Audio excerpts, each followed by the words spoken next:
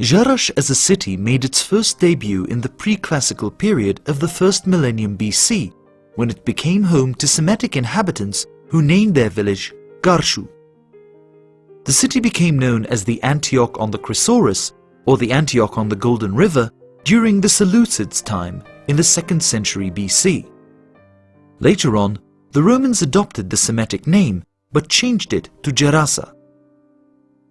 Remains of Neolithic settlements dating back to 6500 BC have been found on the slopes east of Hadrian's Arch. Footprints of past communities underneath and around the modern-day city of Jerash are plentiful. They chronicle the long and rich history of this ancient city, its face changing and adapting to the political and social scenes that swept through this area. From Semitic to Hellenistic to Roman, Byzantine and Persian invasions, trailed by Muslim, Umayyad and Abbasid periods, the city's history is a blend of the ancient Semitic and the Greco-Roman worlds. Jerash withstood and survived all these political socio-economical changes before slowly fading away and vanishing for eons under mounds of rubble and sand. The Gerasa recently revealed from under this debris is one of the best preserved Greco-Roman cities of the Near East. For this reason, Jerash is known to many as the Pompeii of the Middle East.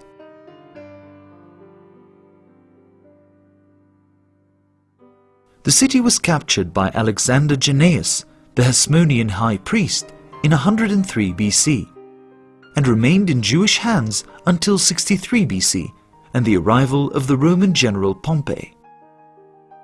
Jerash prospered in the 2nd century AD by joining the alliance of the Decapolis, a union of self-funded city-states governed by municipal councils. It included the cities of Philadelphia, Pella, Abila, Capitolias, and Damascus, among others, in the times of Trajan, Hadrian, and Antoninus Pius.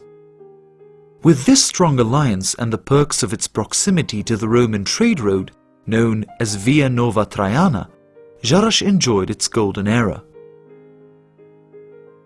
The Romans rebuilt Gerasa in typical classical Roman style, a walled city with all the trimmings and magnificent structures of a Roman polis, a colonnaded street, several temples, theatres, a hippodrome, a forum, and an nymphaeum.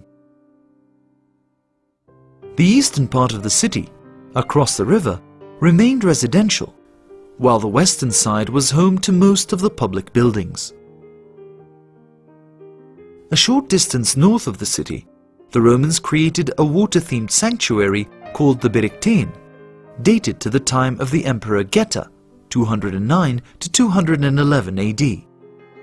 There, in the midst of a grove, the people of Jerash once celebrated the spring and water festival known as the Meomas, a brash festival in which privileged men and women bathed together in torchlight at night. But when the festival got out of hand, it was banned for moral and ethical reasons. The Gerasenes worshipped an assembly of gods and goddesses, including but not limited to the Arab and Nabatean god Dushara, the Greek gods and goddesses Zeus, Isis, Apollo and Artemis, and had many cults devoted to living emperors. The 4th century AD brought Christianity to Jerash. There are as many as 15 churches in the urban area of the city, built mostly during the 6th and early 7th century AD.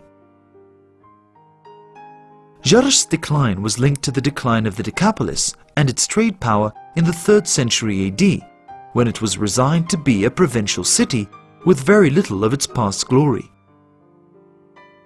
It fell into the hands of Persian forces in the early 7th century AD, and later on the Umayyad caliphs of the Arab Islamic Empire took over. Its fate was sealed in 749 AD, when an earthquake hit the area, ruining the irrigation system that sustained the city's life. Jerash could not rebound from this tragedy and slowly died, vanishing, disappearing, and eventually lying buried under sand for over 1,000 years. In 1806, a German traveller by the name of Zeetzen visited the area and realized that the ruins he saw there were those of the ancient city of Gerasa. Excavation started in 1908 to reveal the marvels of this Roman city, the most complete surviving city of the ancient Decapolis.